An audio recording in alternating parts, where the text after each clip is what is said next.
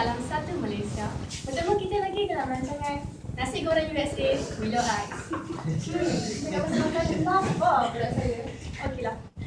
Topik kita pada hari ini ataupun isu yang kita akan bincangkan hari ini boleh kira sudah lama wujud di negara tercinta sebenarnya. Jadi apa topik kita pada hari ini? Baiklah Zana, pada pagi ini kita akan membincangkan satu topik yang baru-baru ini mendapat perhatian umum kerana pada beberapa minggu yang lalu sebuah video di mana seorang pelajar asrama dibuli oleh seniornya telah pun dibuat naik di laman sosial Facebook. Dan video ini mendapat kemahiran banyak pihak. Sebabkan kalau kita tengok, buli ini definisinya adalah kelakuan ganas yang dilakukan oleh seseorang untuk menunjukkan kekuatan dan juga untuk memfahamkan kehebatan.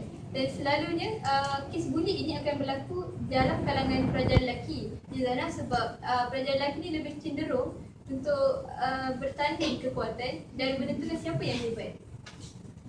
Begitulah sedikit mengenai buli. Nak tahu lagi lanjut mengenai buli, apa kata kita perkenalkan dulu tetamu-tetamu kita yang nampaknya dah tak sabar nak berkongsi ilmu pada hari ini. Baiklah, kita mulakan dengan dari kanan ni. Kita kat sini ada Cikgu Yasmin binti Abdul Rahim, seorang guru pendidikan Islam di Sekolah Menengah Sains Kuala Terengganu, dan juga merangkap warden di asrama sekolah tersebut. Dan ni Zana, kalau kita tengok, selalunya warden-warden ni adalah ditakuti oleh para pelajar dan garang dan ditakuti kerana ketegasan. Tapi kalau kita tengok pada pagi ni, Cikgu Yasmin ni sangat murah dengan senyuman. Sangat adil nampak pagi-pagi. Ya, tapi kita nantikan macam mana apa pengalaman beliau sebagai seorang warden di asrama. Dan dikatakan sudah 7 tahun berkhidmat di asrama tersebut. Okay, dan seterusnya di tengah-tengah ni, cantik dengan Punjabinya, kita ada Dr. Santi Kumbana Raja, seorang pakar perunding neurologi dari Hospital Kuala Lumpur. Selamat pagi, Doktor. Selamat pagi. Okay, dan yang terakhir sekali kita ada di sini Puan Fifiana ataupun lebih mesra dengan panggilan Puan Ana, Puan Yana, seorang ibu kepada mangsa buli sekolah. Apa khabar Puan? Baik, dah. Semoga pada sihat sejahtera ya. Okey, kita teruskan dengan soalan pertama. Soalan pertama ni saya tunjukkan kepada cikgu lah, Cikgu Yasmin. Berdasarkan pengalaman cikgu yang bertugas selama 7 tahun sebagai warden di asrama, apa yang boleh kita katakan sebagai faktor yang menyumbang kepada gejala buli tersebut? Saya cikgu. Okay, terima kasih Zana. Okay, pertama Assalamualaikum dan salam sejahtera, dan terima kasih kerana menjemput saya untuk hadir pada hari ini untuk membincangkan topik yang Nur cakapkan bukan sesuatu yang luar biasa, sebenarnya sering diperdengarkan tapi tetap berlaku. Okey, bagi pengalaman saya sendiri sebagai seorang warden selama 7 tahun di sekolah berasrama, saya melihat buli ini sebagai satu budaya, satu trend di mana kepada senior, kepada junior. Okey. Dan kita boleh lihat contohnya lah, saya ambil contoh. Pelajar junior yang baru masuk ke asrama dan terus kena bully, kena ragging lah malam tu kan. Okey, ni boleh kita lihat sebagai satu tradisi, satu aktiviti di mana bagi diorang bukan dipanggil bully tapi dipanggil sebagai aktiviti suara kenal untuk mengeratkan hubungan antara senior dan juga junior. Tapi dari sinilah kita tengok berlakunya bully tersebut.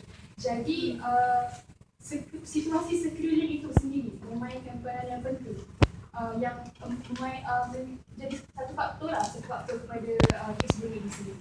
Okey, jadi faktor seterusnya ada kes yang saya pernah mengenalikan satu kes di mana latar belakang keluarga itu sendiri adalah faktor di mana pelajar tersebut menjadi pembuli. Buat masa kecil-kecil, dia selalu tengok mak dia dipukul, dimarahi, dimaki oleh ayahnya. Jadi sifat ganas itu, sifat ingin memberontak itu lahir dalam diri pelajar yang dipembuli itu sendiri dari masa kecil. Jadi dan seterusnya sifat ini dibawa kepada sekolah. Kalau junior ada sikit gurau-gurau, ada sikit bahasa-bahasa ke, tak pernah ada kawan seumur yang saja nak bergurau tapi dia dianggap serius. Jadi inilah yang membawa kepada keganasan yang mungkin sebenarnya agak sedih Dan sebenarnya kita nak minta pengalaman daripada Puan Yana sebagai seorang ibu yang mana Puan Yana telah menatang anak Puan Yana sebagai minyak yang penuh ya orang kata, tapi kemudiannya bila dihantar ke sekolah asrama untuk menyambungkan pelajaran, dia dibuli oleh sini-sini. Sebagai seorang ibu, apa pendapat Puan Yana? Boleh tak Puan Yana kongsikan dengan kami dulu? Ya, Assalamualaikum dan salam sejahtera. Terima kasih kepada Zana dan Nur kerana telah sudi saya di studio pada hari ini. Memang pada mulanya saya dan suami memang tidak menyadari bahawa anak kami mempunyai ada masalah apa pun kan. Kita kalau ada pun kita hanya menganggap bahawa masalah yang dialami oleh anak kami tu masalah ringan yang atau yang remeh sahaja kan. Kami langsung tidak mengesyaki apa-apa. Tidak terlintas pun di fikiran kami bahawa anak kami sendiri mengalami perkara yang serius macam ni, dibuli di sekolah oleh senior dia.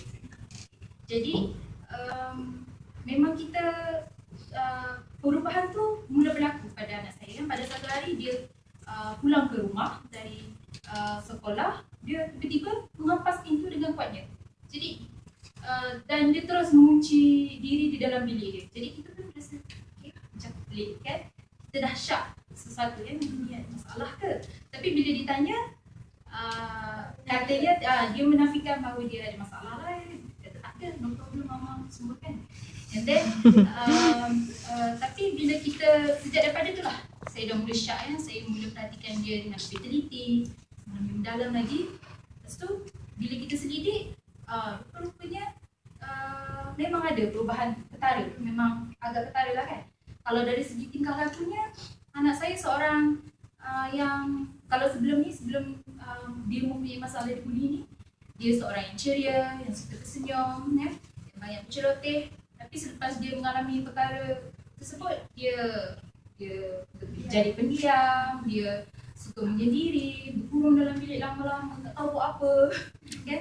Jadi kita dah risau kan. Kalau dari segi emosi dia pula, dia cepat sensitif, dia lebih emosional kan. Emosi dia all over the place kan.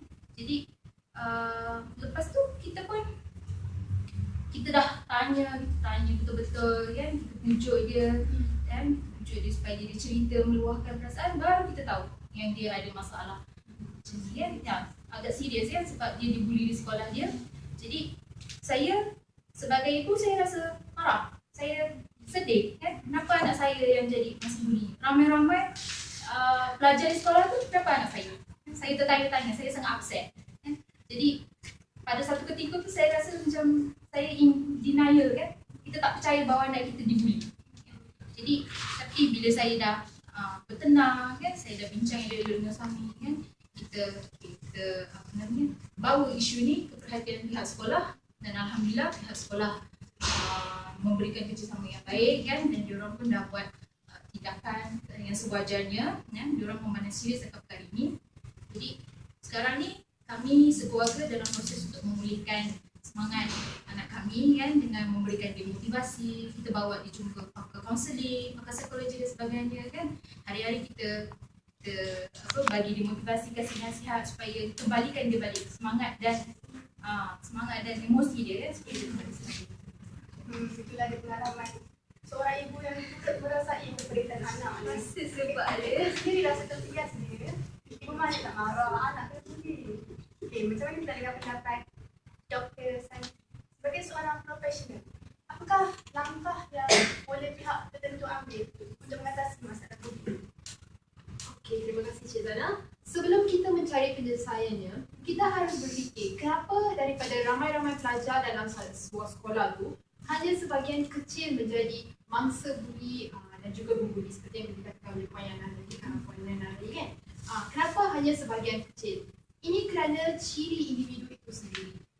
Dalam istilah psikologi kita guna individu resilience dan juga individu vulnerable. Kalau you tengok individu vulnerable ni, mereka adalah orang yang lemah semangat dan selalunya akan cepat terdedah kepada sesuatu situasi. So keadaan sebegini akan melahirkan seorang pembuli ataupun mangsa buli. Kebanyakan ibu bapa memandang remeh terhadap perkara ini. Mereka rasakan buli ini adalah kes yang biasa berlaku di sekolah. Sebenarnya kan, kes buli ini kebanyakan kes buli tidak mempunyai kesan fizikal, tetapi kesan terhadap emosinya adalah sangat mendalam. Sehingga kan ada pelajar-pelajar yang fobia untuk bersekolah. Benda ni saya boleh bagi contoh. Kita selalunya kaitkan kegelapan dengan hantu, kan?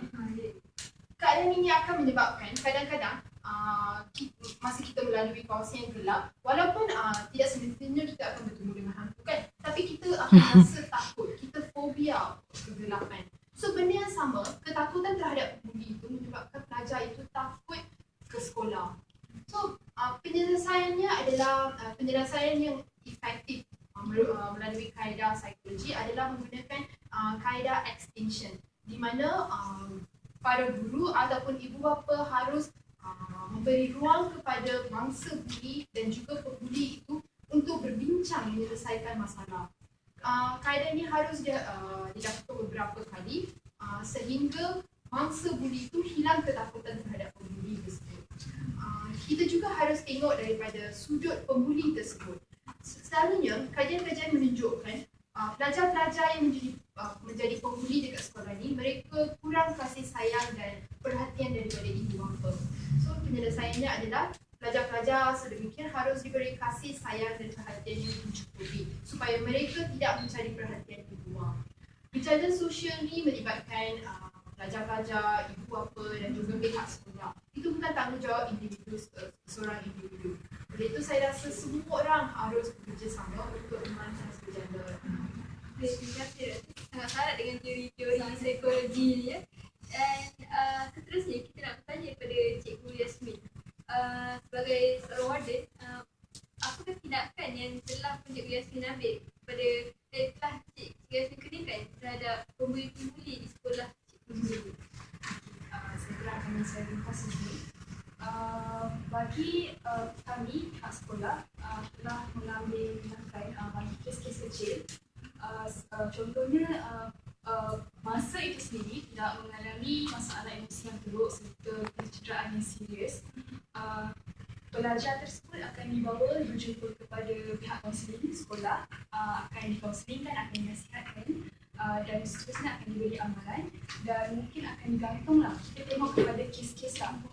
Dan paling sikit, paling minimum akan digantung selama 3 hari dan maksimum dalam seminggu, lebih kurang seminggu. Bagi kes-kes berat ke, contohnya pelajar tersebut mengalami masalah emosi yang sangat teruk seperti anak Puan Riana sendiri tadi, kami pihak sekolah akan mengambil tindakan untuk membuang pembuli tersebut, membuang daripada sekolah. Dan kalau terdapat kecederaan yang serius yang boleh membawa kepada maut, mungkin kami akan menyerahkan pembuli tersebut kepada pihak berkuasa, pihak polis, kerana itu sudah menjadi satu luar dari bidang kuasa kami. Sebab kalau dah mahu maut, itu sudah menjadi satu kes jenayah dan mungkin pelajar tersebut akan dibawa ke sekolah juga. Terima kasih banyak informasi yang kita dapat hari ini. Terima kasih kepada tetamu-tetamu jemputan kita pada hari ini. Dan kita jumpa lagi dalam hari yang sama, masa yang sama dalam rancangan Nasi Goreng USA Below Eye. Assalamualaikum.